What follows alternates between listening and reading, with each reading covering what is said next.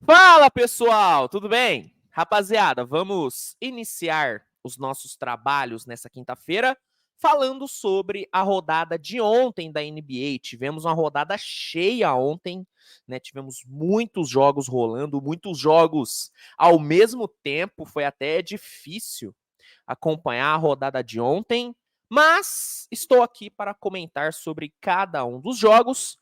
Só que antes de eu começar, eu vou pedir para você deixar o like, que é muito importante, e se puder, né, se inscreve aí no canal, que vai me ajudar demais. Dá essa moralzinha, tá bom? Então, dito isso, vamos começar porque, meu Deus do céu, é muito jogo pra gente falar. Bora!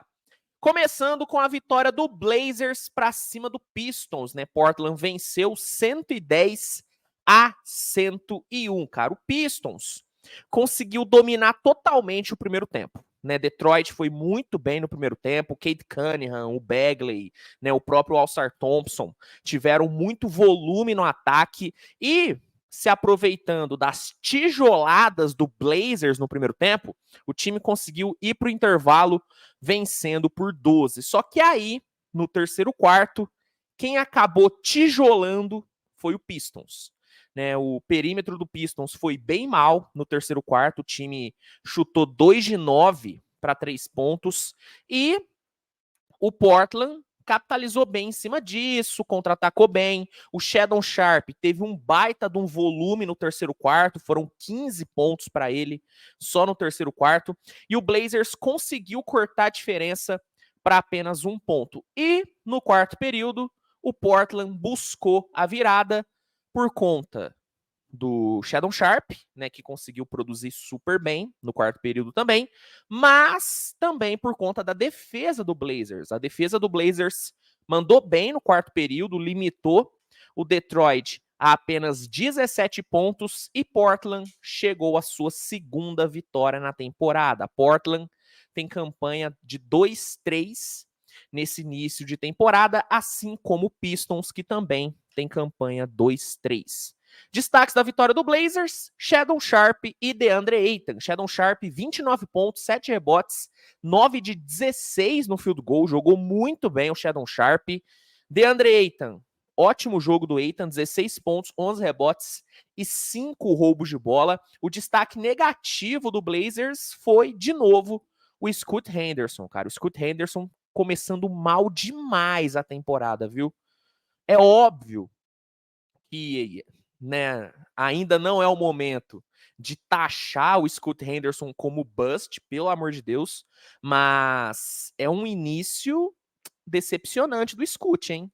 Eu esperava ver um Scoot Henderson bem melhor do que eu tô vendo. Bem melhor do que eu tô vendo, tá? Tá doído, né? Assistir o Scoot Henderson.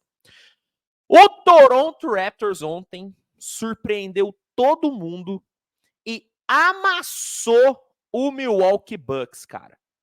O Toronto passou o carro no Bucks 130-111. E eu vou te falar uma coisa, hein? Tá na hora do Bucks acordar pra vida. Porque não é só que perdeu. Não é que só perdeu pro Toronto. O Bucks foi amassado e tomou 130 pontos de um time que, na boa, não tem um ataque tão potente assim. Normalmente, o Toronto não marca mais de 115 pontos no jogo.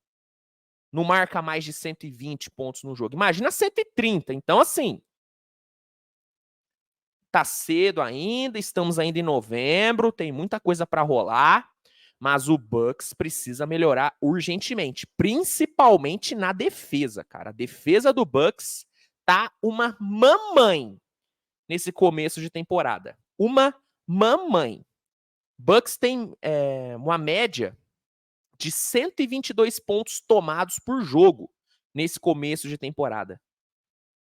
Drew Holiday tá fazendo uma falta absurda. Absurda. Mas o Adrian Griffin tem culpa no cartório também, viu? Porque vou te falar uma coisa. Como coordena mal a defesa o Griffin, hein?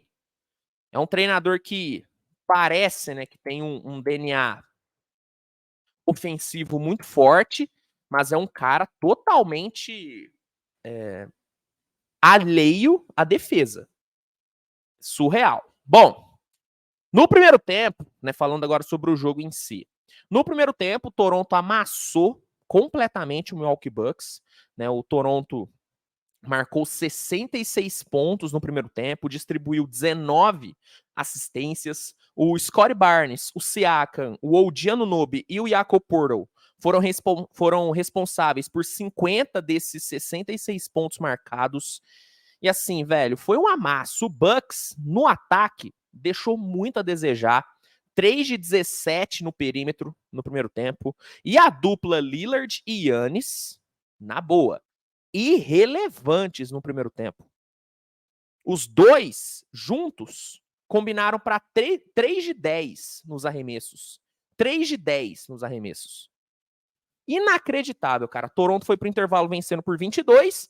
No terceiro quarto, o Bucks até deu uma melhoradinha, só que no quarto período, o Pascal Siakam meteu 3 bolas de 3 e acabou com o jogo, né? Toronto conseguiu sua segunda vitória na temporada, campanha de 2-3, e o Bucks sofreu a sua segunda derrota, campanha de 2-2, cara. Destaques do Raptors: Scottie Barnes, 21 pontos, 12 rebotes e 4 bolas de 3. Pascal Siakam, 26 pontos, 6 rebotes, 7 assistências e 5 bolas de 3. E Dennis Schroeder com 24 pontos e 11 assistências. Cara, o Toronto é um time interessante, tá? É um time que está sendo bem treinado. Só que o que me preocupa nesse Toronto é a consistência. Eu acho que o Toronto não vai conseguir manter esse bom nível de basquete durante toda a temporada. Eu acho que vai chegar o momento onde o time vai cair legal de produção e aí é o momento onde o Toronto vai ter que tomar uma decisão. Ir pro tanque ou buscar o play-in. Eu acho que vai chegar esse momento na temporada, né, do Toronto. Mas pelo menos por enquanto, o time está mostrando um bom basquete. Obviamente que não é um time, né, de 130 pontos por jogo. Isso foi algo muito fora da curva, né? O Bucks ajudou muito o Toronto nesse jogo, mas é um time que não dá para você achar que vai ser um saco de pancadas, né? Temos que respeitar o Toronto Raptors. Pelo Bucks, cara, o melhor jogador do Bucks ontem foi o Malik Beasley. E isso nunca é um bom sinal.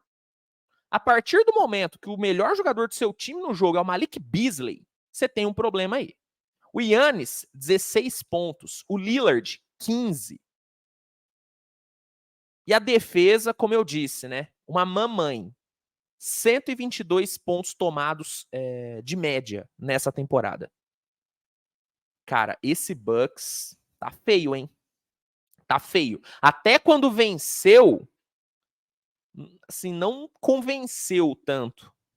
As vitórias não foram convincentes. A vitória contra o Miami, né, preocupou a torcida do Bucks, porque o Bucks quase tomou a virada no quarto período contra o Miami. Então, assim, de novo, é novembro, tá no comecinho, mas tá na hora do Adrian Griffin se coçar. Tá na hora dele se coçar. Atlanta Hawks venceu o Washington Wizards 130-121, cara. O Wizards até começou bem o jogo, né? Teve um bom primeiro quarto. Jordan Poole, Kyle Kuzma tiveram uma boa produção. O Wizards conseguiu abrir 5 pontos. Só que depois disso, só deu Atlanta, né? O Hawks amassou no segundo quarto. O DeJounte Murray e o DeAndre Hunter combinaram para 19 pontos e o Hawks levou uma vantagem muito boa para o intervalo. E no terceiro quarto, Atlanta matou o jogo depois de marcar mais 40 pontos, né? E aí no quarto período, o Wizards até brincou ali um pouquinho, mas o Hawks conseguiu controlar muito bem. A Atlanta chega à sua terceira vitória na temporada, campanha de 3-2, e o Wizards chegou à sua terceira derrota, campanha de 1-3. Destaques do Hawks: Trae Young, 23 pontos e 10 assistências. Não vou comentar sobre o field goal do Trae Young, não vou comentar, porque eu não quero ficar repetitivo, mas você sabe, Você já deve imaginar como é que foi o field goal dele. DeJounte Murray, 24 pontos e 8 assistências. O ótimo jogo do DeJounte Murray, hein? Começando muito bem a temporada. E o DeAndre Hunter, 23 pontos, outro cara que tá começando bem a temporada. Boston Celtics encarou o Indiana Pacers e fez história. Celtics fez história, venceu o Indiana por 155-104. Você não ouviu errado, não. 155-104. Esse foi o placar que o Celtics meteu no Indiana, que não teve o Haliburton, isso tem que ser pontuado, mas mesmo se tivesse uns 3 Haliburtons ali, não ia ganhar do Celtics, porque o que o Celtics jogou ontem foi uma enormidade. Ó, o Celtics já começou o jogo com um volume absurdo rapidamente. Conseguiu abrir 8 pontos de vantagem, muito por conta de boas bolas de 3 que o Tatum, que o White e que o Holiday meteram, né? Os 3 acertaram bons arremessos ali no começo do jogo. E logo depois de abrir 8, o Celtics embalou uma run de 14-0 e estendeu ainda mais a sua vantagem.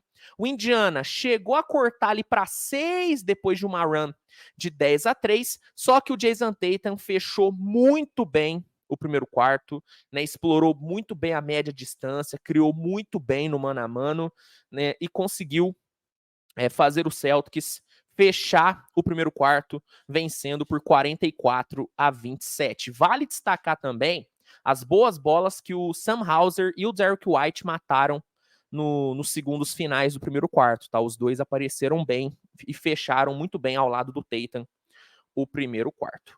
O Jason Tatum seguiu quente no segundo quarto, né? Continuou tendo um volume ofensivo muito bom e depois de um step back lindo ali na cabeça do garrafão, colocou o Celtics 18 pontos na frente. O Celtics deu uma pequena oscilada ali no meio do segundo quarto, só que conseguiu ali sustentar 18, 20 pontos de vantagem, e nos minutos finais, o Celtics voltou a pressionar, Jason Tatum achou ótimas jogadas, e o Celtics foi para o intervalo, vencendo por 75-54. 75-54. Esse foi o placar do primeiro tempo. Jason Tatum foi pro intervalo com 21 pontos, velho. Nossa, como jogou bem o Jason Tatum. Que jogo. No terceiro quarto, né, o Tatum e o Porzingis conseguiram ótimas jogadas no começo do terceiro quarto e colocaram o Celtics ainda mais na frente. O Celtics colocou 82-55 no placar no começo do terceiro quarto, 82-55, né? Inacreditável. E a partir daí, uns outros caras começaram a aparecer no Celtics, né? O Jaylen Brown apareceu bem, Derrick White, Drew Holiday, né? Eles acharam boas bolas e com uma defesa muito boa, né? A defesa do Celtics foi excelente no terceiro quarto. O time conseguiu fechar o terceiro quarto, vencendo por 109-71. E com o jogo mais do que ganho, o Matsula resolveu colocar os reservas. Só que muito se engana quem acha que o Celtics diminuiu o ritmo com os reservas. Não, não, não, não, não. Celtics seguiu pressionando com os reservas. Pritchard e Hauser tiveram uma ótima produção no quarto período. Os dois fuzilaram o Indiana e o Celtics fechou com 155 pontos marcados. Essa foi a maior pontuação do Celtics em 30 anos. A maior pontuação do Celtics em 30 anos. Inacreditável, cara. Vantagem de 51 pontos, velho. Assim, beleza. Foi um Indiana desfalcado. Mas na boa, o que esse ataque do Celtics está jogando é brincadeira. É brincadeira. É o melhor ataque da NBA nesse começo de temporada. É o melhor. O ataque tá jogando, sabe, por música, assim. Tá lindo. Tá lindo. Tá sendo eficiente, tá sendo agressivo, tá sendo volumoso e tá sendo bonito de se ver. Esse ataque do Celtics tá coisa linda. Boston, quarta vitória, né, na temporada, começo 4-0, e Indiana teve sua segunda derrota, campanha de 2-2, né, cara? Destaque individual, Jason Tatum, 30 pontos e 12 rebotes. Só que, na boa, velho, quem brilhou mesmo foi o coletivo. Celtics, 54 de 95 nos arremessos de quadra e 20 de 35 para 3 pontos. 20 de 35 para 3 pontos. Que jogo do Boston Celtics. Impressionante. Foi uma atuação para, sabe, botar moral. Para botar moral na Conferência Leste. Impressionante. Falando em Conferência Leste, a gente tivemos um grande duelo ontem entre Brooklyn e Miami, né? As duas equipes fizeram um baita de um jogo. E o Brooklyn, mesmo desfalcado, né? O Brooklyn não teve o Dinwiddie, não teve o Claxton, não teve o Cam Johnson. Mesmo desfalcado, o Brooklyn venceu o Miami por 109-105, cara. O Miami até começou bem o jogo, né? O primeiro tempo do Miami foi bem bom. Tyler Herro, Bam Adebayo combinaram para 28 pontos. O Tyler Herro meteu 4 bolas de 3 no primeiro tempo, teve um volume muito bom. E o Heat foi para o intervalo vencendo por 10. Só que aí no terceiro quarto, o volume do Heat deu uma caída, né? O time teve uma queda grande assim, né, no seu volume ofensivo. E enquanto o Brooklyn cresceu. Cam Thomas, Dorian Finney-Smith mataram boas bolas ali e o Brooklyn conseguiu cortar a diferença para 8 pontos ao fim do terceiro quarto. E no quarto período, a defesa do Nets brilhou, né? O Nets conseguiu, né, diminuir totalmente o volume do Miami. Miami não produziu quase nada no quarto período, né? O Miami entregou apenas 22 pontos no quarto período e tomou 34. E o Nets garantiu a sua segunda vitória. Nets campanha 2-2 e Miami campanha 1-4. 1-4. Tá na hora do Miami Heat começar a levar a temporada regular a sério, tá? O Miami Heat, nos últimos anos, foi um time que, sabe, levou a temporada regular, sabe, daquele jeito. Daquele jeito. Deu certo, né? Temporada passada, teve uma temporada regular ruim, mas chegou nas finais. Cresceu no playoff. Só que é o seguinte, nesse leste, é perigoso, falando sobre o leste nessa temporada, né? É perigoso você levar a temporada regular desse jeito. É perigoso, cara. Se o Miami não começar a levar a sério a temporada regular, pode acabar se complicando bastante, porque não tem o mesmo elenco que tinha a temporada passada. É um elenco menos talentoso. E aí, se chegar ali nas últimas 3, 4 semanas com uma campanha abaixo, com campanha negativa, por exemplo, corre o risco de ficar fora do play-in. Corre o risco. Porque é muito time bom nesse leste. É uma conferência que, beleza, não tem, né, talvez não tenha o mesmo equilíbrio que o Oeste, mas é uma conferência que tem ótimos times e é uma conferência profunda. É uma conferência profunda, então Miami tem que começar a levar a sério, velho. Tem que começar a levar a sério. Vale o destaque aqui, né, falando agora sobre o Brooklyn, vale o destaque para a segunda unidade, viu? O banco do Brooklyn foi muito bem. Lonnie Walker, 17 pontos. Armoni Brooks, 5 bolas de 3.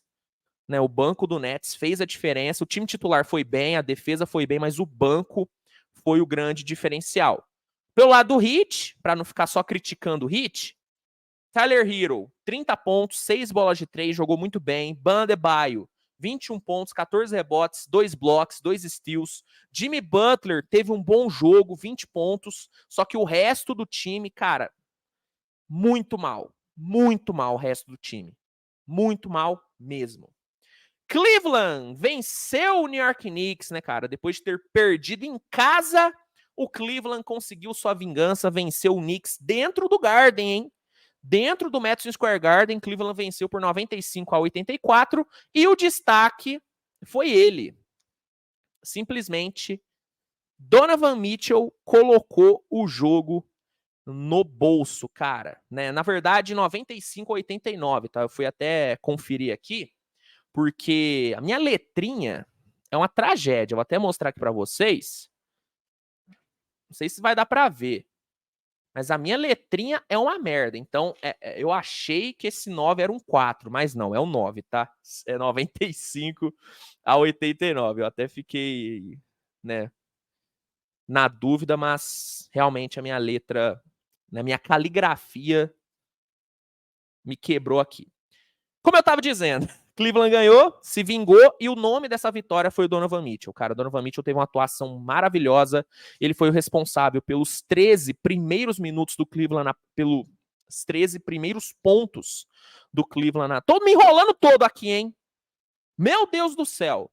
Ele foi o responsável pelos 13 primeiros pontos do Cleveland na partida, e ele fechou o primeiro tempo com 23 marcados.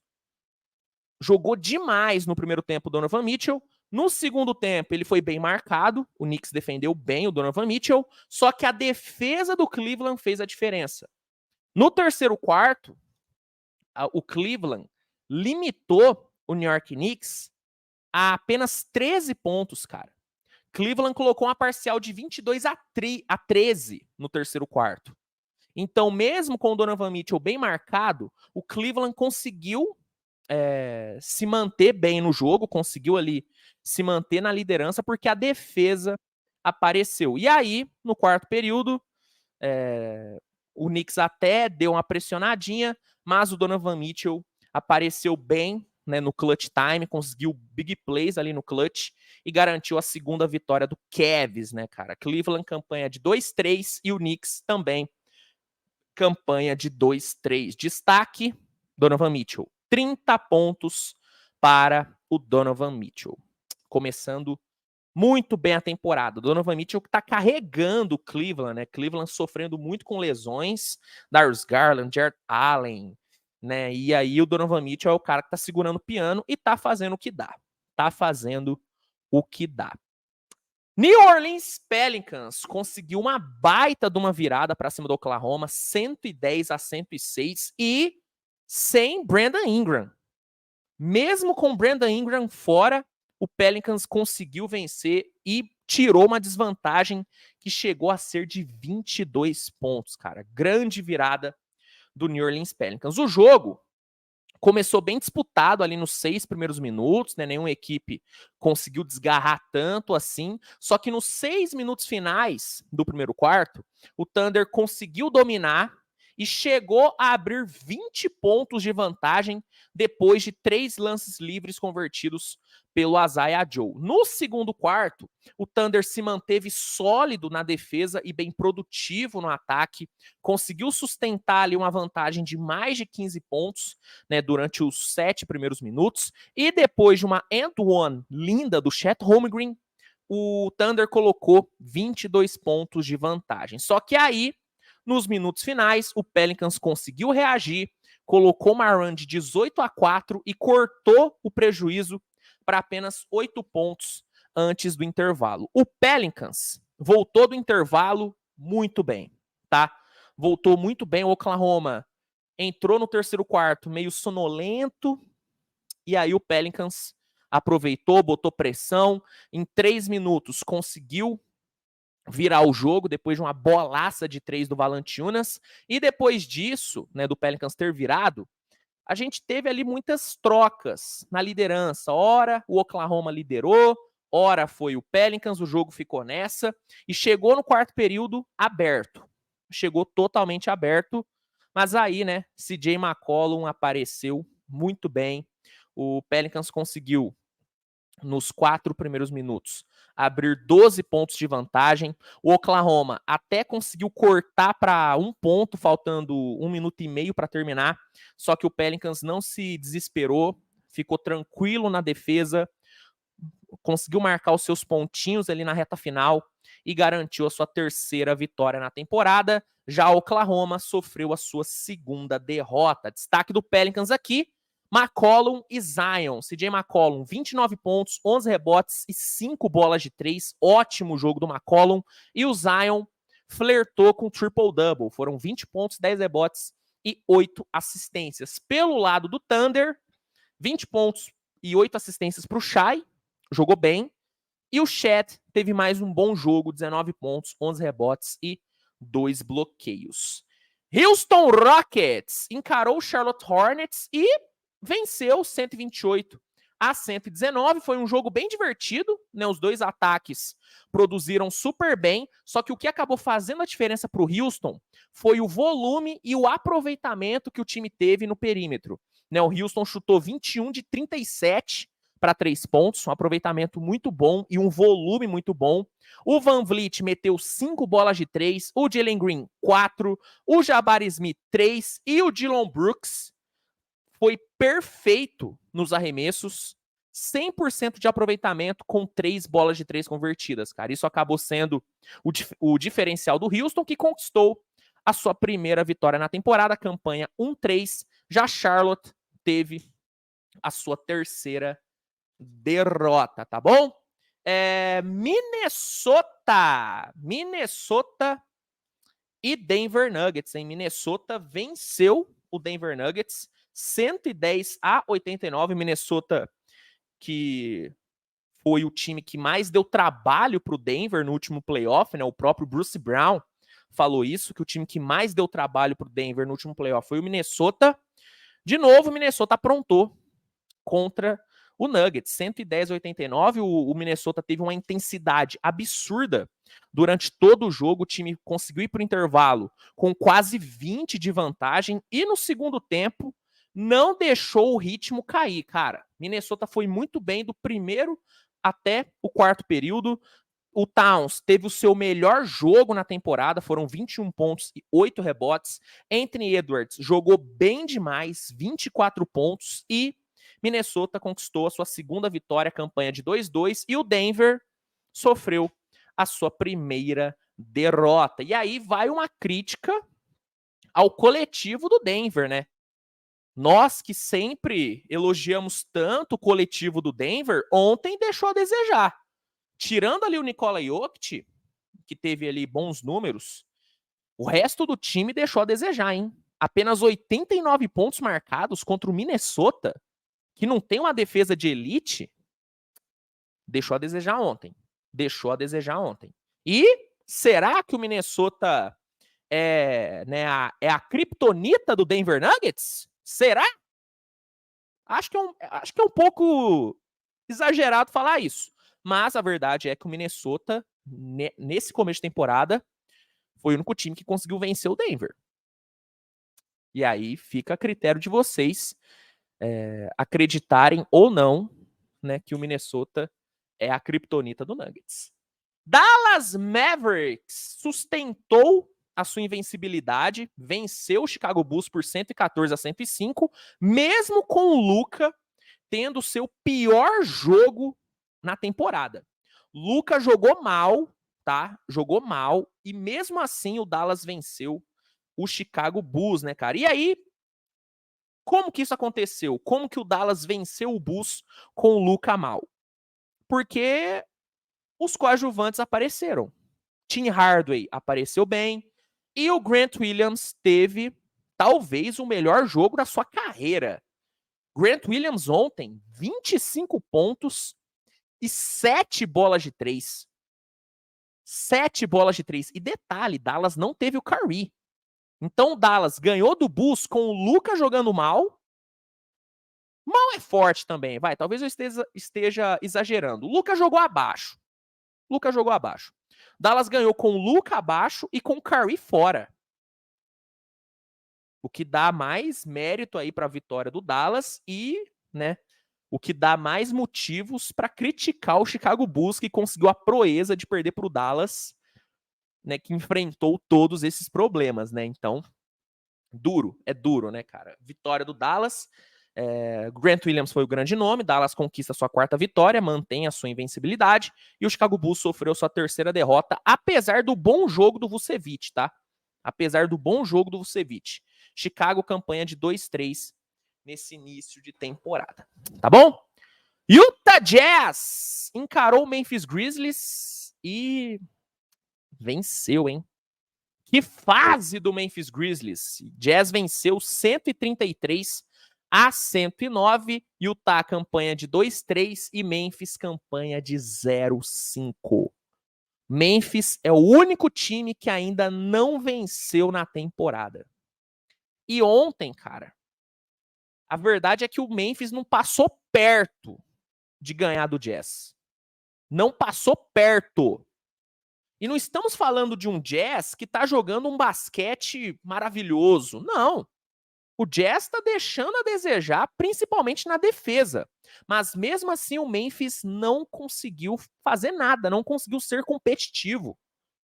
E é isso que mais preocupa. Não são só as 5 derrotas, mas as performances do Memphis nessas 5 derrotas é o que preocupa mais. O time tá jogando mal. O time tá jogando mal. É óbvio que as ausências do Moran, do Steven Adams, do Brandon Clark, é óbvio que essas ausências estão impactando, né? Estão tendo uma grande influência nesse basquete ruim do Memphis no começo de temporada. Só que, na boa, era pra estar melhor, velho. Não era pra estar tão ruim assim, não. E eu acho que o grande problema é que o Memphis tá dependendo de jogadores que não são tão consistentes assim.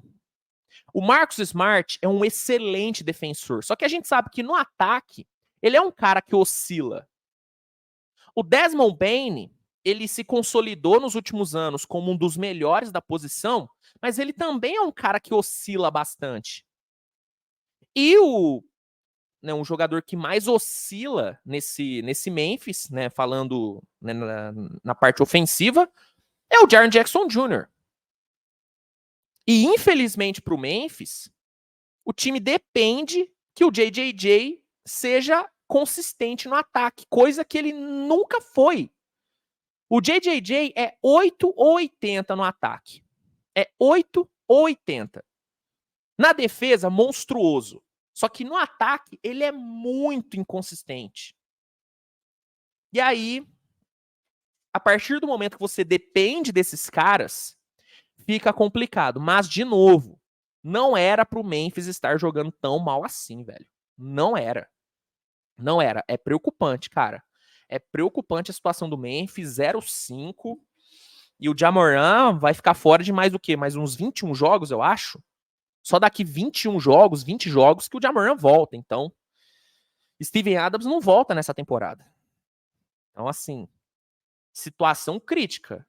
Situação crítica. Saiu a informação hoje que o Memphis assinou com o Bismack Biyombo para dar uma reforçada ali no garrafão. E precisa, velho, porque tá bem feio. Tá bem feio. Golden State Warriors, né, pela centésima Kings, e de novo venceu. Golden State venceu 102-101, graças a Klay Thompson. É, meus amigos, fala dele. Fala dele. Klay Thompson decidiu o jogo. Vamos lá. Importante pontuar que o Kings não teve o De'Aaron Fox, tá? De'Aaron Fox, por conta, né, da lesão que ele sofreu no jogo contra o Lakers, ficou fora desse jogo. O Golden State começou dominando a partida, né? O time encontrou ótimas infiltrações nos primeiros minutos e conseguiu uma run de 14-6 no começo, só que aos poucos o Kings foi se acertando na partida e depois de uma run de 25-14 nos minutos finais ali do quarto, o time conseguiu virar o jogo e abriu 3 pontos de vantagem. No segundo quarto, o jogo foi equilibrado de ponta a ponta, só que no finalzinho o Golden State conseguiu achar umas bolinhas ali e fechou o primeiro tempo vencendo por 1 pontinho. No terceiro quarto, o Sacramento conseguiu ser bem sólido na defesa e teve ali um bom jogo no ataque, né? Fez ali o feijãozinho com arroz bem feito no ataque, conseguiu uma parcial de 24-18 e abriu uma vantagem de 5 pontos, e aí chegamos no quarto período. Assim, durante todo o quarto período, o jogo ou ficou empatado ou ficou a uma posse ali de diferença para um dos lados. né? Durante todo o quarto período, ficamos nessa. Ou o jogo ficava empatado, ou o Golden State ou o Kings abriu ali uma posse.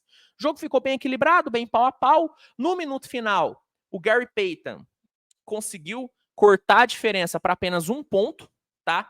E faltando 33 segundos, o Stephen Curry, que não estava tão bem assim no jogo, conseguiu colocar o Golden State Warriors na frente. Na posse seguinte, o Domantas Sabonis matou uma boa bola ali na média distância e colocou o Kings na frente, faltando 15 segundos. E na posse final, o Sacramento, né, focou totalmente no Curry e acabou deixando o Klay Thompson meio que livre. Ele não estava totalmente livre, mas o Kings não colou no Klay Thompson da forma que tinha que colar. E eu entendo o Kings. Eu entendo o Kings. A partir do momento que você tem o Curry do outro lado e você tá aí no final do jogo, naturalmente você vai focar a sua atenção no Curry, porque ele é um dos jogadores mais decisivos da NBA, apesar de existir uma narrativa de que o Curry é pipoqueiro, uma narrativa que é falsa. Uma narrativa que é falsa. O Curry, ele é um dos caras mais decisivos da liga, tá? E quem questiona isso é maluco, na minha visão. Então, é natural você focar a sua atenção nele. Só que não dá pra você, sabe, achar que o Klay Thompson não vai conseguir matar a última bola. Apesar de não ser mais o mesmo Klay Thompson de antes, ele ainda é um dos melhores arremessadores da NBA. E aí, cara, o Kings pagou caro por isso, né? O Klay Thompson se movimentou super bem, cortou ali por dentro, né? Conseguiu, né, se movimentar bem sem a bola, recebeu o passe e meteu a bola que deu a vitória para o Golden State Warriors, né, cara? O Warriors consegue a sua 4ª vitória na temporada, campanha de 4-1, vence de novo o Sacramento Kings e Sacramento, né? 2ª derrota, campanha de 2-2, né, cara? Sobre o Golden State, cara, assim, o Curry foi o cestinha do time com 21 pontos, só que a grande verdade é que não teve um grande destaque individual no Golden State, né? O Curry meteu 21 pontos, só que ele não foi tão brilhante como ele foi em outros jogos. O Klay meteu o game winner ali, só que foram apenas 14 pontos para ele. O Draymond Green meteu 13 pontos, distribuiu 9 assistências, então assim, não teve um cara que se destacou tanto. O que acabou fazendo, né, com que o Golden State vencesse o jogo foi o coletivo. O coletivo do Golden State fez a diferença aqui. E principalmente o banco. A segunda unidade do Golden State tá fazendo a diferença em todo o jogo, cara. Em todo o jogo, a segunda unidade do Warriors tem um grande impacto. Tem um grande impacto. Aconteceu contra o Pelicans, aconteceu contra o Houston. Esse banco do Golden State, pelo menos nesse começo de temporada, tá sendo o melhor banco da NBA. Pelo menos nesse começo de temporada. É o que a quadra tá dizendo pra gente. É o que a quadra tá dizendo. E ontem fez a diferença. Dario Saric, saindo do banco, meteu 15 pontos, 3 bolas de 3. Gary Payton apareceu muito bem. Muito bem. Muri também, bem pra caramba. Então, esse banco tá fazendo a diferença. Tá fazendo a diferença. Sobre o Kings, vale o destaque pro Sabonis. Ótimo jogo do Sabonis. 23 pontos, 11 rebotes, 8 assistências. Grande jogo do Sabonis. Né? Ele até merecia a vitória, mas faltou defesa. De novo, né? Faltou defesa pro Sacramento Kings. E para fechar aqui, meus amigos, né? Mais de 40 minutos aí de vídeo. Para fechar, eu vou falar brevemente sobre a Batalha de Los Angeles, porque eu já soltei um vídeo no canal analisando, né, de forma bem profunda o jogo de ontem entre Lakers e Clippers. Então vou só passar por cima bem rápido. O Lakers venceu o Clippers por 130-125. Né, o Lakers conseguiu sua 3ª vitória na temporada e o Clippers sofreu sua 2ª derrota. No começo de jogo, né, no começo do jogo, o Clippers foi bem melhor, né, conseguiu ter um impacto enorme na defesa. O Clippers, assim, sufocou o Lakers no primeiro tempo. né? Botou pressão, cortou a linha de passe, forçou turnover, contra-atacou muito bem. E o Clippers foi muito eficiente no ataque, principalmente o Kawhi, né? O Kawhi teve um primeiro tempo absurdo. Só no primeiro tempo, o Kawhi meteu 22 pontos com 8 de 12 no field goal. Jogou demais o Kawhi e o Clippers conseguiu ir para o intervalo vencendo por 13 pontos. E a vantagem poderia ter sido maior se não fossem boas jogadas ali do LeBron. Se não fosse o LeBron, o Lakers tinha tomado um prejuízo ainda maior. Só que aí, na volta do intervalo, o Lakers cresceu, principalmente no terceiro quarto. Né, o terceiro quarto do Lakers foi o melhor quarto do time em toda a temporada. Foi o melhor período do Lakers na temporada, cara. O Lakers amassou no terceiro quarto, a defesa foi bem, né? Jogadores que não estavam bem no primeiro tempo jogaram bem no terceiro quarto, né? O destaque vai para o Austin Reeves, que teve um ótimo impacto. Ele que foi muito mal no primeiro tempo, cresceu muito no terceiro quarto. DeAndre Russell apareceu bem, a defesa foi bem. E com a parcial de 39-24, o Lakers conseguiu terminar o terceiro período na vantagem. Só que aí no quarto período, o Paul George assumiu o protagonismo do jogo, né? O Paul George no quarto período marcou 20 pontos e foram 8 no minuto final. Só no minuto final, o Paul George meteu 8 pontos e conseguiu forçar a prorrogação. E aí teve uma faltinha que foi marcada no Paul George ali na linha de 3, que acabou, né, sendo decisiva. E eu vi muita gente discutindo, falando que não foi falta no Paul George. Para mim foi falta clara do Cam Reddish, tá? Para mim o Cam Reddish, ele cabaçou no lance e fez a falta no Paul George. Então, para mim não tem discussão. Foi falta no Paul George e a arbitragem não errou nesse lance. Paul George converteu ali os lances livres e forçou a prorrogação. O Paul George acabou nem jogando direito na prorrogação, porque ele cometeu a sexta falta logo no começo. E aí o Clippers sentiu falta do Paul George, cara, porque sem o Paul George, o ataque do Clippers acabou ficando muito centralizado no Kawhi. E o Kawhi, apesar de ter conseguido ali umas 2 big plays na prorrogação, ele não teve a mesma produção que ele teve no primeiro tempo.